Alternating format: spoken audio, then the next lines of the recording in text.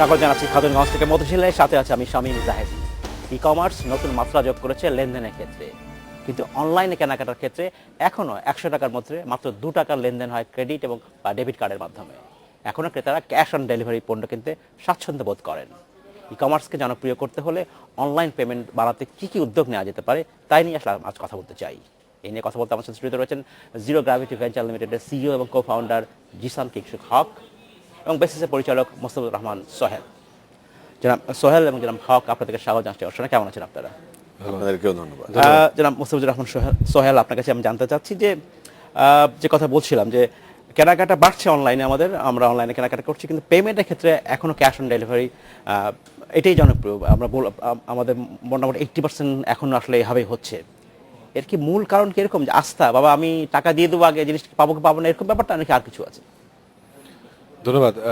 আজকের সাবজেক্টটা খুব সময়োপযোগী একটা সাবজেক্ট, কারণ এটা নিয়ে আমরাও কথা বলছি। হ্যাঁ। সো এখানে অ্যাওয়ারনেসটা তো অবশ্যই একটা ফ্যাক্টর আছে, যে মানুষ যে ওইটা এখনো হয়তো অনেকে জানেই না যে এটা অনলাইনের মাধ্যমে পেমেন্টটা করা যায়, করলে তার এই বেনিফিটস হচ্ছে বা না করলে তার এই হ্যাসেলটা হচ্ছে। সো আপনি যেটা বললেন, অ্যাওয়ারনেস অবশ্যই একটা ইস্যু। হ্যাঁ, যে আমাদের আরো আমি রাস্তার কথা বলতে চাচ্ছি যে আমি টাকাটাকে দিয়ে দিলাম, পণ্য কিন্তু আমি পাইনি এখন হাতে। সো এইখানে কোনো সমস্যা আছে কি? আস্থাটা আসলে ওইভাবে আস্থার চেয়ে অ্যাওয়ারনেসের মাধ্যমে আস্থাটা আনতে হবে। আচ্ছা। যেমন আমার কাছে যদি জিজ্ঞেস করেন, আমার কাছে কিন্তু ওই আস্থার সংকটটা নাই, কারণ আমি এটা সম্পর্কে অলরেডি জানি যে এটা হচ্ছে না বা হবে না। সো ওই অ্যাওয়ারনেসটা যদি করাতে পারি আমরা ঠিক মতো, এবং তাহলেই আসলে আস্থাটা আসবে। যে কারণে আজকে এখনো সবাই দেখা যাচ্ছে যে ওই ক্যাশ অন ডেলিভারিতে কমফোর্ট ফিল করছে, বাট মানে আসার কথা হচ্ছে যে এটা কিন্তু গ্র্যাজুয়ালি বাড়ছে। আচ্ছা। হ্যাঁ, আপনি যদি মানে রেশিও দেখেন যে আজকে থেকে 1 বছর আগে যেটা ছিল, এখন কিন্তু সেই রেশিওটা চেঞ্জ হয়ে যাচ্ছে। জনাব হক, জিসান কিংসুক হক, আপনার কাছে জানতে চাচ্ছি যে আপনি যে প্রতিষ্ঠানে কাজ করছেন, একটি B2B ওয়েব পোর্টাল, যার মাধ্যমে আপনি পণ্য বিক্রি করছেন, আপনার যারা ক্রেতা তারা কিসে আগ্রহী বেশি? আমাদের দুইটা পোর্টাল, আচ্ছা, একটা হচ্ছে সিন্দাবাদ.com আর একটা হচ্ছে কিকসা.com। আচ্ছা। সিন্দাবাদ.comটা হচ্ছে B2B পোর্টাল। B2B পোর্টালের ক্ষেত্রে অবশ্যই এটার ট্রানজ্যাকশনটা আলাদা ধরনের হয়, কারণ এখানে অনেক সময় কাস্টমারের সাথে এমনকি ক্রেডিট ফ্যাসিলিটিও দিতে হতে পারে। হ্যাঁ। তো সেখানে আসলে, এবং ওখানে কেনাকাটার টিকিট সাইজটা যেহেতু অনেক বড়, অনেক সময় ক্রেডিট কার্ডের আওতায় সবকিছু নাও থাকতে পারে। বরং কিকসা.comটা যেটা কনজিউমার B2C, যেটা সেটা অনেক এগিয়ে এসছে। মানে এটা তো কিকসা.com অলরেডি আলহামদুলিল্লাহ মানে লঞ্চ করার 1 বছরও হয়নি, আমরা অলরেডি প্রথম 3টা সাইটের একটা এখন B2C-তে। কিকসা.com-এ আপনি শুনলে খুশি হবেন যে আপনি তো বলছেন, এবং এটা আসলে ইন্ডাস্ট্রি ফ্যাক্ট, যে 2% মতো হয় হচ্ছে ক্রেডিট ও ডেবিট কার্ডের মাধ্যমে, আরো +-2% মতো হয় হচ্ছে বিকাশের মাধ্যমে, কিন্তু সিওডিটাই এখনো প্রধান। কিন্তু আমাদের কিকসাতে মাশাআল্লাহ এই মাস, তার আগের মাস এবং তার আগের মাসে আমাদের অ্যাভারেজ প্রায় 1/5 হয়েছে ইয়ের মাধ্যমে, ডেবিট ক্রেডিট কার্ড অথবা বিকাশের মাধ্যমে। সুতরাং আমার মনে হয় এটা একটা ঘুরে দাঁড়াতে পারছি আমরা আস্তে আস্তে। তো আপনি যেটা বলছেন সেই জায়গাটা আসলে প্রথম ইস্যু, আস্থা আছে কিনা। কাস্টমার এখনো আসলে আমি স্ক্রিনে যা দেখছি সেটাই কি পাবো, জিনিসটাকে আদৌ পেয়ে যাবো, হ্যাঁ টাকা যদি দিয়ে দেই তাহলে কি আদৌ জিনিসটা সে পৌঁছাবে, যদি জিনিসটা না পৌঁছায় তাহলে তো টাকাটা মার খেয়ে গেল। এ ধরনের আস্থার একটা জায়গা থেকেই যায়। আমার মনে হয় সময় আস্তে আস্তে এটাকে ঠিক করে দেবে। প্রথম দিকে যখন আমরা বিকাশে টাকা পাঠাতাম তখন তো একই ধরনের চিন্তা ভাবনা ছিল, কিন্তু কাস্টমার এখন আগের থেকে, যেটা সোহেল ভাইও বললেন, যে আস্তে আস্তে বিষয়টা চেঞ্জ হচ্ছে। আমরা যেমন অনেক দূর এগিয়ে গিয়েছি, এবং আমি নিশ্চিত যে আমাদের বেস্ট প্র্যাকটিসগুলো অন্যান্য সাইটরাও ডেফিনেটলি রেপ্লিকেট করে ফেলবে, এবং খুবই দ্রুত more and more consumers will be coming online. জনাব সোহেল, যদি আমরা অনলাইন পেমেন্টকে জনপ্রিয়তা করতে চাই, সেক্ষেত্রে আসলে কি ধরনের উদ্যোগ নিতে পারেন বা কি ধরনের প্রণোদনা দিতে পারেন আপনারা? এটা অনলাইনেকে পেমেন্টকে জনপ্রিয় করতে গেলে আসলে অনেকগুলো ডাইমেনশন আছে। একটা ডাইমেনশন হচ্ছে যে আপনার ব্যাংকগুলোকে এগিয়ে আসতে হবে। আচ্ছা। আমরা যেটা সবসময় বলে আসছি যে ব্যাংক শুড কাম ফরওয়ার্ড।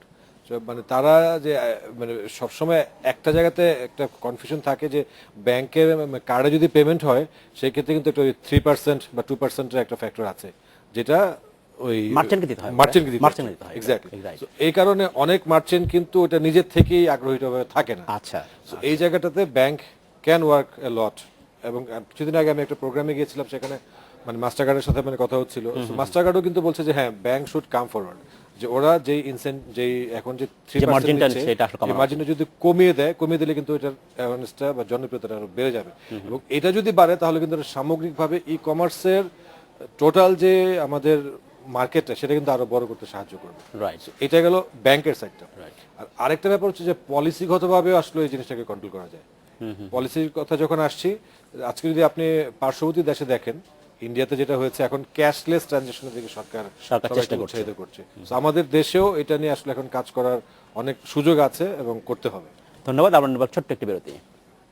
আমরা নিচ্ছি ছোট্ট একটি বিরতি, আমাদের সাথেই থাকবেন, ফিরছি এক্ষুনি।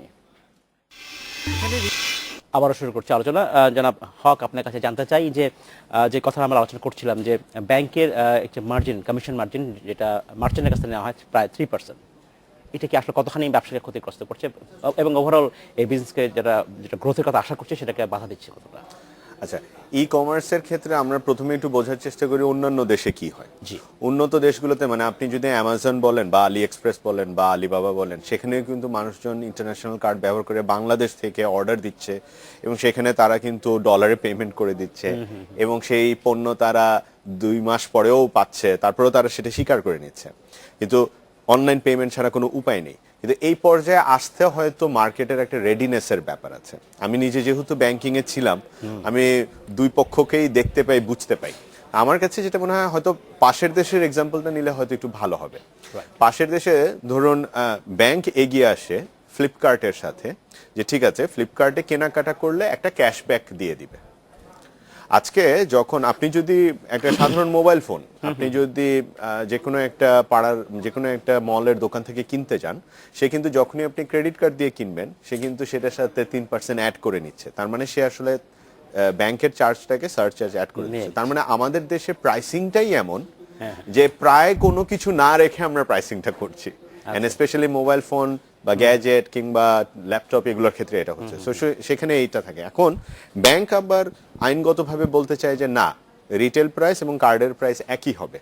তো মার্কেটে প্র্যাকটিস হচ্ছে, আপনি নিজে গিয়ে দেখুন, মার্কেটে প্র্যাকটিস হচ্ছে 3% অ্যাড করে দোকানদার নিয়ে নিচ্ছে। কিন্তু এই খুব কাজটা বেশি যখন কিন্তু নয়, আমি খুব বেশি না, আবার অনেক জায়গায় আমরা কিন্তু কেনাকাটা করি অ্যাকচুয়ালি, কিন্তু আসলে আমি হ্যাঁ, এখন কাপড়ের দোকানে আপনি পারছেন কেন? কারণ কাপড়ের দোকানে প্রফিট মার্কআপ হয়তো 20-30%। আচ্ছা, কিন্তু electronics মোবাইল বলছে, ফোনের ক্ষেত্রে মার্কআপ হচ্ছে 5%, 4%। সেখানে যদি তার 3% চলে যায়, সে সেটা চায় না, সেজন্য অ্যাড করে নেয়। তো পণ্য থেকে পণ্যে এটা ইয়ে করে। আপনি ইভেন যে কোনো একটা ট্রান্সকমের বলুন বা যে কোনো একটা ইলেকট্রনিক্সের দোকানে ঢুকুন না, কিস্তিতে কিনলে এক ধরনের দাম, ঠিক আছে, ঠিক না? আর ইএমআই তে, কিস্তি বা ইএমআই তে কিনলে এক দাম আর ক্যাশে কিনলে আরেক দাম। তো বেসিক্যালি তারা ওই টাকাটা অ্যাড করে নিচ্ছে। এখন ব্যাংক যেটা করতে পারে, আমি একটা জিনিস বলার চেষ্টা করি, সোহেল ভাইরা তো বেসিস থেকে দেখতে পাচ্ছে, বেসিস 250-র মতো এই মুহূর্তে ই কমার্স এনলিস্টেড আছে। 250 ই কমার্স প্রত্যেকেই কিন্তু নিজের জীবনের সমস্ত কিছু পুঁজি করে একটা ই কমার্স তৈরি করার চেষ্টা করছে। তার কত টাকা আর প্রফিট? কিন্তু শীর্ষস্থানীয় ব্যাংকগুলো শুধু ক্রেডিট কার্ড থেকেই, শীর্ষ 5টি ব্যাংক শুধু ক্রেডিট কার্ড ব্যবসা থেকেই, মানে দেশের 5টি বৃহৎ ব্যাংক শুধু ক্রেডিট কার্ড ব্যবসা থেকেই গত অর্থ বছরে পাবলিশ রিপোর্ট অনুযায়ী প্রায় 400 কোটি টাকার প্রফিট বের করেছে। জনাব সোহেল, আপনারা অ্যাসোসিয়েশনের পক্ষ থেকে, বেসিসের পক্ষ থেকে আপনারা ব্যাংকের সাথে কথা বলেছেন কিনা, কি করে তাদের, এবং তাদের কোনো নীতিমালা চেয়েছেন কিনা যে এই সেক্টরকে মানে আমাদের যদি উন্নত করতে চাই, এটা প্রবৃদ্ধি যদি বাড়াতে চাই, কি করতে হবে? এটা আমরা শুধু ব্যাংক না, মানে ব্যাংক, ইভেন সেন্ট্রাল ব্যাংক এবং মিনিস্ট্রি, আমরা আসলে সবার সাথেই কথা বলছি। রাইট। এবং ব্যাংকে আমরা ওটা বোঝানোর চেষ্টা করছি যে এটাতে তারা কেন এগিয়ে আসছে না। এবং মানে আসার ব্যাপার হলো, কিছু কিছু ব্যাংক কিন্তু এখন আমাদের যেই আহ্বানটা আমরা করেছি ওটাতে সাড়া দিচ্ছে এবং আপনি খুব সামনেই কিছুটা ফলাফল দেখতে পারবেন যে ওরা কিন্তু এটাকে ওই অ্যাডজাস্ট করে, যে ক্যাশব্যাক হোক বা যে কোনো মিডিয়ামে ওটাকে আনার চেষ্টা করছে। মানে মজার ব্যাপারটা হলো যে ব্যাংক আজকে থেকে 1 বছর আগে পর্যন্ত ই কমার্সের পটেনশিয়ালটা বুঝতে পারেনি। অ্যাবসলিউটলি। অ্যাকর্ডিং টু দেম এটা আসলে কত টাকার ব্যবসা হচ্ছে সেটা ছিল, কিন্তু এখন কিন্তু সেই সিনারিও চেঞ্জ হচ্ছে, যে মাসে প্রায় 10,000 কোটি টাকা বেচাকেনা হচ্ছে average, plus not minus. Exactly 10,000 কোটি টাকা না, এখন এটা আমাদের প্রায় 500 কোটি টাকার মতো। মাসের কথা বলছি আমি, মাসে আমার যে কাছে হিসাব আছে, ঠিক আছে, আমরা পরে আবার এই হিসাবটা দেখবো, নিয়ে আমরা দেখবো। আলোচনার ব্যাপার রাখে। তো ব্যাংক আসলে ওটা বুঝতে পারছে যে এখন কিন্তু এটা একটা পটেনশিয়াল মার্কেট এবং সরকারেরও আচ্ছা, এটার প্রতি- দুঃখিত, আমি যেটা বলছিলাম এটা আসলে ক্রেডিট কার্ড এবং ডেবিট কার্ড মিলিয়ে। হ্যাঁ, ডেবিট কার্ড মূলত ব্যবহৃত হয় আসলে E-commerce টাকা itself- তোলার ক্ষেত্রে, এটিএম হ্যাঁ, ই-কমার্স মার্কেটটা আমাদের প্রায় 500 কোটি টাকার মার্কেট। অ্যাবসলিউটলি। তো এখন ব্যাংক ওটা বুঝতে পারছে এবং কিছু ব্যাংক এগিয়ে আসছে, আপনি খুব সামনেই দেখতে পারবেন যেটা উদ্যোগ। ধন্যবাদ, আমরা নিব একটি বিরতি। আমরা নিচ্ছি একটি বিরতি, আমাদের সাথেই থাকবেন, আমরা ফিরছি শীঘ্রই।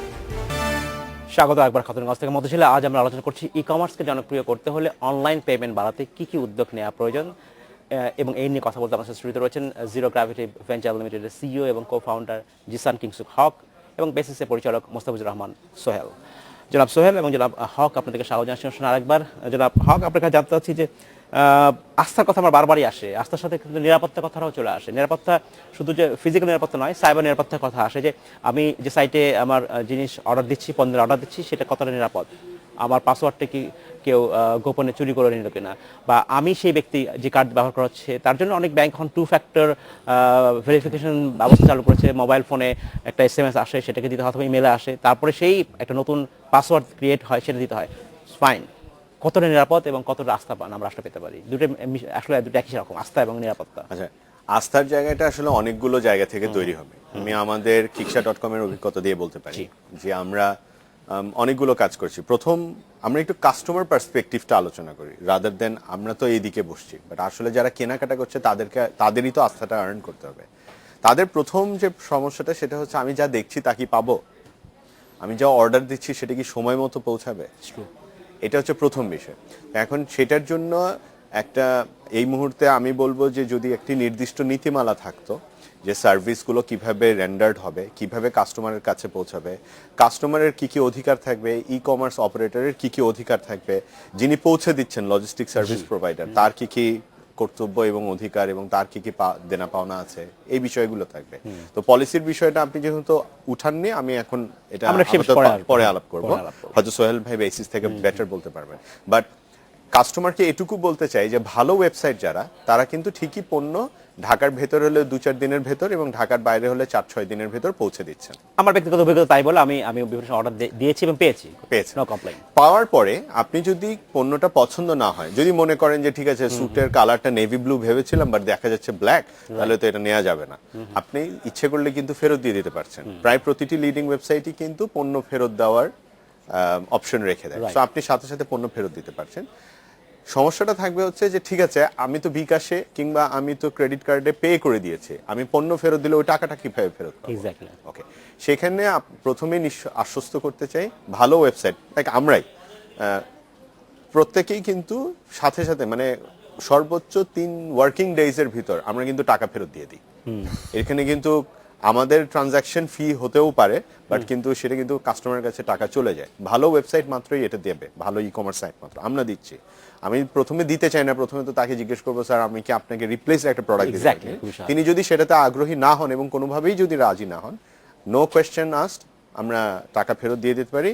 এবং এই প্রক্রিয়াটি যে কোনো ভালো ব্যাংকের ক্ষেত্রে এখন অনেক স্বচ্ছন্দ, কোনো চিন্তা ভাবনার কিছু নাই। নিজস্ব ব্যাংকের ভেতরে হলে 3 দিনের ভিতর, আর যদি পেমেন্ট গেটওয়ে এবং ব্যাংকের কার্ড আলাদা হয় সর্বোচ্চ 7 দিন লাগতে পারে, বা টাকা ফেরত চলে যাবে। এক, সেকেন্ডলি হচ্ছে, আচ্ছা আমি যে টাকা দেওয়ার সময় আমি যে তথ্যগুলি দিয়েছিলাম এগুলো যদি ওয়েবসাইট চুরি করে ফেলে তাহলে কি হবে? এটা একটা বড় দুর্ভাবনার বিষয়।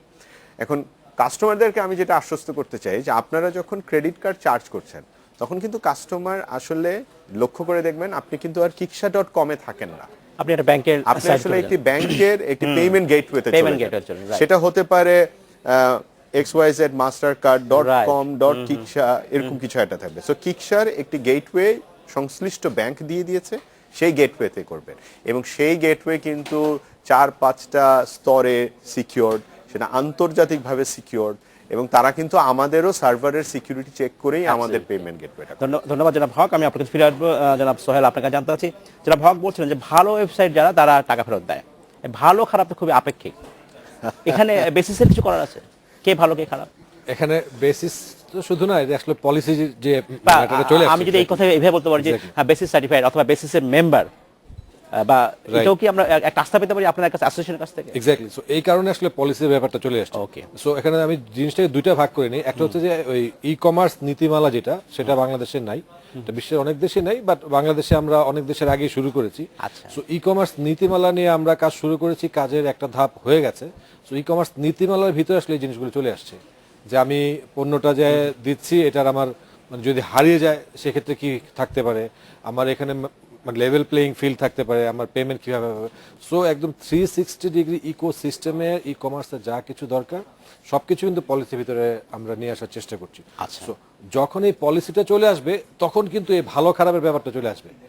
যে ই কমার্স যে কিংসুক ভাই যেটা বললেন যে কে ভালো কে খারাপ, ওই পলিসির গাইডলাইনের ভিতর দিয়ে কিন্তু তখন আমাদেরকে ব্যবসাটা করতে হবে।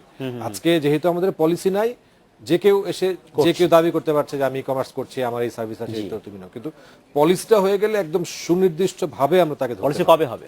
পলিসিটার আমাদের একটা প্রাথমিক ড্রাফট হয়ে গেছে এবং এই পলিসিটা নিয়ে বেসিস আমাদের আইসিটি ডিভিশনের সঙ্গে কাজ করছে এবং আমাদের অন্যান্য সহযোগী যারা অ্যাসোসিয়েশন আছে তারাও আছে। সো আমাদের ফার্স্ট ড্রাফটটা হয়েছে, এই ড্রাফটটাকে আমরা এখন বিভিন্ন মিনিস্ট্রি এবং আদার স্টেক হোল্ডার্স প্রায় 50টা জায়গাতে পাঠিয়েছি ফর দেয়ার ভেটিং, এবং আমরা আরো 5টা সাব সেগমেন্টে কিছু রাউন্ড ডিসকাশনের আয়োজন করছি উইদিন নেক্সট 15 ডেজ।